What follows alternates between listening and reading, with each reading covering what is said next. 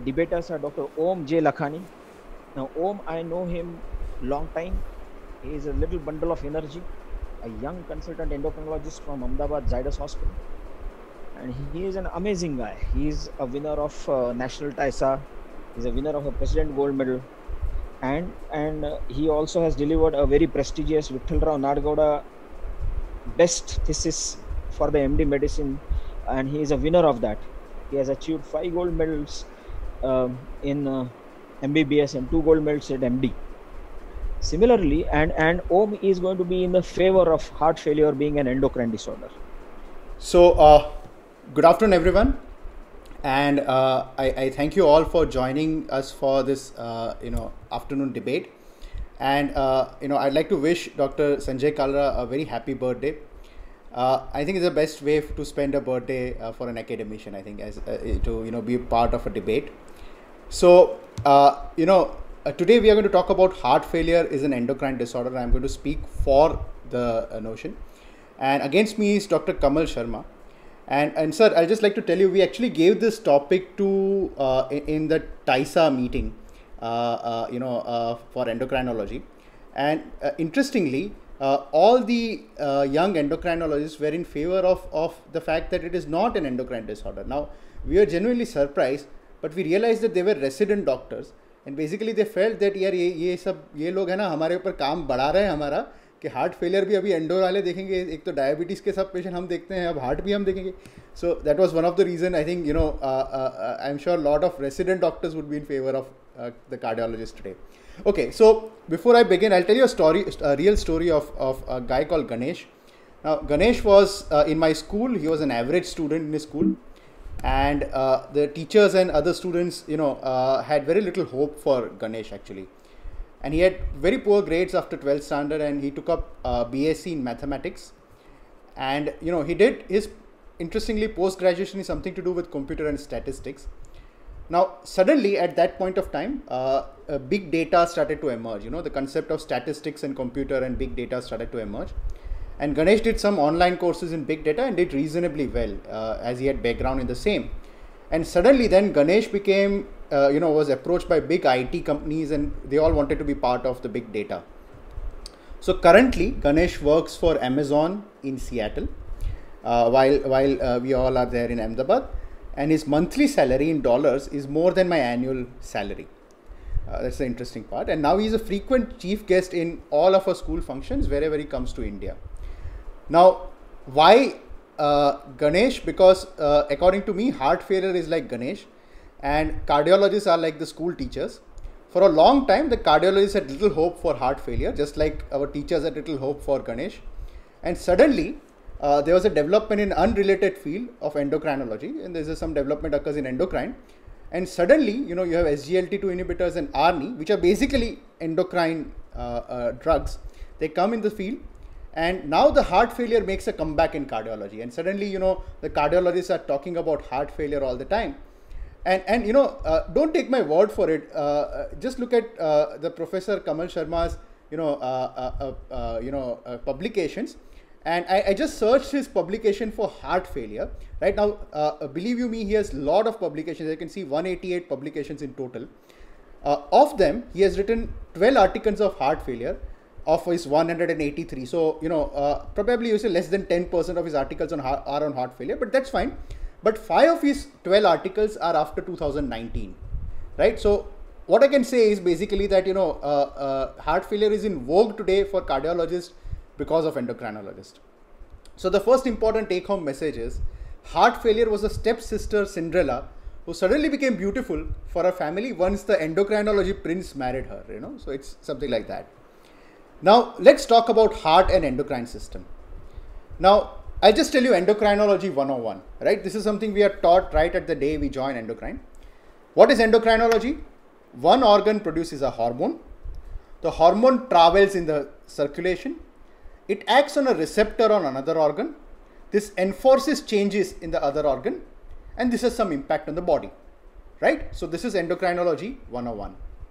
So what endocrinologists deal with? Endocrinologists deal with the organ that produces the hormone itself, the receptor on which it acts, the organ on which the receptor lies, and the impact it produces, right? I'll give you an example of, let's say, parathyroid hormone. So the parathyroid gland produces the parathyroid hormone, so we deal with the parathyroid gland. The hormone itself is PTH. We deal with PTH. We also use recombinant PTH in various clinical circumstances. It acts on the PTH receptor. We all understand diseases of the PTH receptor. The organ on which it acts is the bones, and so we did deal with metabolic bone disease and osteoporosis. And the impact it produces is hyperkalemia and osteoporosis, which also are dealt by endocrinologists. So what I'm trying to tell you is that, this is how a sequence works for an endocrinologist. I'll just tell you a parallel with heart. The adrenal medulla produces epinephrine. Epinephrine, I'm just reminding, sir, Kamal sir, epinephrine is a hormone. It acts on a beta 1 and beta 2 receptors in the heart. It produces an impact on the heart, which we all know what it does. The heart itself produces a number of hormones like ANP, BNP, etc. So, where is, I think everything is endocrinology so far. Most of the hormones are involved in the pathophysiology of heart failure, right? Most of these hormones are involved in pathophysiology of heart failure. So it's purely endocrine, right? What I did? I made a word cloud of a very popular and well written review article on pathophysiology of heart failure, and just see the number of times the word the endocrine terms show up. For example, hormone, aldosterone, type 2 diabetes, natriuretic, sympathetic, BNP. You can just see the words around. A lot of these words are covered by endocrine words. Okay, and again, like I'm just trying to tell you, Kamal sir also agrees with me. He has a book chapter on diabetes and heart failure. He has a book chapter on neprilysin inhibitors. These are all hormonal terms. These are all endocrine terms. Tell me now, which part of this is not endocrinology? Everything is endocrine, right? So the second important take-home message I'd just like to re-illustrate: heart has all the characteristics of an endocrine organ. Most of the hormones of the body have some impact on the heart, and the heart itself produces a number of hormones. These hormones are integral part of the pathophysiology of the heart, and hence, basically, heart failure is an endocrine disease. What are the endocrine causes of heart failure? So there are certain causes which are specific endocrine causes of heart failure. I'm just looking at the European Society of Cardiology guidelines of heart failure, and they talk about abnormal coronary microcirculation. This is an endocrine issue. Endothelial dysfunction, an endocrine issue. Anabolic steroid use, very well an endocrine issue. Graves' disease, endocrine. Hormonal, there is a complete section. Thyroid disease, Cushing syndrome, Conn's disease, Addison's disease, etc. Nutritional causes, again endocrine, right? Obesity, selenium deficiency, so on and so forth. Again, going forward, high output cardiac failures, thyrotoxicosis, pregnancy associated heart failure, all these are also endocrine terms. So important endocrine causes of heart failure, I'll just list them down: diabetic cardiomyopathy, obesity cardiomyopathy, hypothyroidism and heart failure, thyrotoxicosis producing high output heart failure, hypercalcemia, hypocalcemia producing heart failure, pheochromocytoma producing a heart failure syndrome, which is very similar to Takotsubo cardiomyopathy, adrenal insufficiency and heart failure, Sheehan syndrome and multiple pituitary hormone deficiency and heart failure. We have seen a number of cases of this, and Takotsubo cardiomyopathy. These are all endocrine causes of heart failure.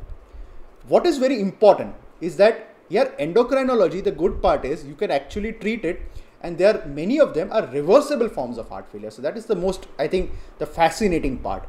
For example, the thyroid disease induced cardiomyopathy, sympathotoxin induced Takotsubo cardiomyopathy, it's a reversible disorder. Pheochromocytoma induced cardiomyopathy, cardiomyopathy associated with chronic disorders like obesity and diabetes can be reversed.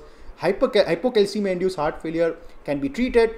Adrenal insufficiency and Sheehan syndrome, MPHD associated heart failure are all reversible forms of cardiomyopathy, and these are all seen by endocrinologists. Okay, so let us look at the factors which triggered heart failure. And again, in this list also you will see a lot of factors which are endocrine in origin. I'll just highlight them. Tachyarrhythmia because of an atrial fibrillation. New onset atrial fibrillation is often seen in a patient with thyrotoxicosis. Excessive rise in blood pressure, pheochromocytoma, again a trigger. Drugs like corticosteroids. What is corticosteroid? An endocrine drug, right? Increased sympathetic drive or stress related cardiomyopathy, again endocrine.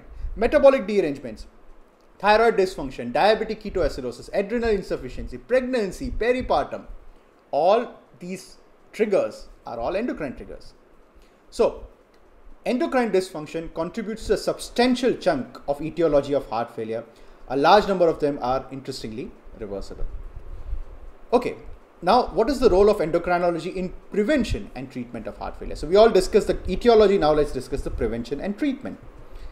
Now, as Benjamin Franklin says, an ounce of prevention is worth a pound of cure. And I think this term has been frequently repeated now in the world of COVID-19, prevention, right? Cardiologists come into picture after the disease has occurred. Endocrinologists come into picture before the disease has occurred, right? This is like the Bollywood movie, जब सब fight खत्म हो गई, चोर भाग गया, probably hero जीत गया, उसके बाद पुलिस आती है. This is what cardiologist does, right? Everything has happened, now the cardiologist comes into picture, right? What do you want? You want to prevent or you want to treat, right? That's your choice. When you develop a fragility fracture, right? When you develop a fragility fracture, naturally you go to an orthopedic surgeon, right? अब जब fracture होता है तो orthopedic के पास जाओगे. But isn't it better to prevent the fracture in first place? A fracture prevent करना is better, right? So who can prevent a fracture? Endocrinologists. We diagnose the osteoporosis, we give anti-osteoporotic agents and treat it, right? Who can prevent a chronic renal failure, right? अब nephrologist के पास तो आप जाओगे, लेकिन chronic renal failure prevent कौन करेगा? Diabetes is the leading cause of chronic renal failure. Who treats diabetes? Endocrinologist. Who can prevent a myocardial infarction? Endocrinologist. Diabetes is a leading cause of myocardial infarction. Who can prevent a stroke? Again, diabetes is a leading cause of stroke. Again, an endocrinologist. Who can prevent a heart failure? Endocrinologist. So, this is again, just listing the treatment options which are, which are sort of evidence-based treatment as per the ESC guideline. Again, I'll just show you the important terms which are endocrine related. Hypertension, endocrine; statin use, endocrine; treating risk factors of heart failure, obesity, dysglycemia, again endocrine; using empagliflozin, class 2A indication, endocrine; ACE inhibitor, endocrine; beta blocker, it acts against the adrenergic system, against the catecholamines, it's an endocrine drug, right? So these are all endocrinology. So the drugs used in treatment of heart failure are mainly endocrine drugs, right? Again, I'm listing them. This is the treatment protocol for heart failure with reduced ejection fraction according to ESC. ACE inhibitors, beta blockers, endocrine agents, MR antagonists, your spironolactone, clearly an endocrine agent. ARNI, for patients who don't tolerate ACE inhibitor, again an endocrine agent. So these are all endocrine drugs. ACE inhibitors, ARBs, MR antagonists, they all act on the RAS pathway. What is the end result of RAS pathway? Aldosterone. What is aldosterone? It's a hormone, right? Beta blockers block the action of catecholamines in the heart. What are catecholamines? Hormones. ARNI impacts the natriuretic peptides. What are these peptides? These peptides are hormones. What about SGLT2? We all know where SGLT2 came from and what it is used for, right? So this is very, very clear so far that we are all dealing with endocrine. So the important take-home message is most of these drugs and strategies used in prevention and treatment of heart failure involve endocrine manipulation, right? It is ultimately endocrinology. Even if it's done by a cardiologist, it's still an endocrinology thing which is being done. So just to conclude, right?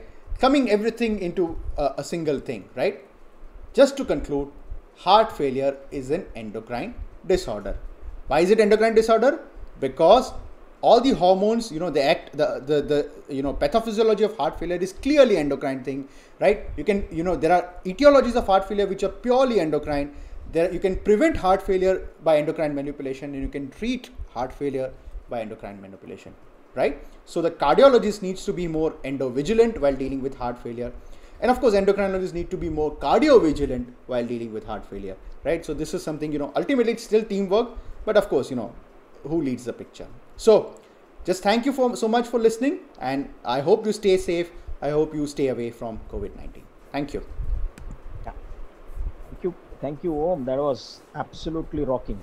I believe Dr. Kamal, you have now charged up because he has caught you on the wrong foot. He has shown your publications only straightway, which is favoring that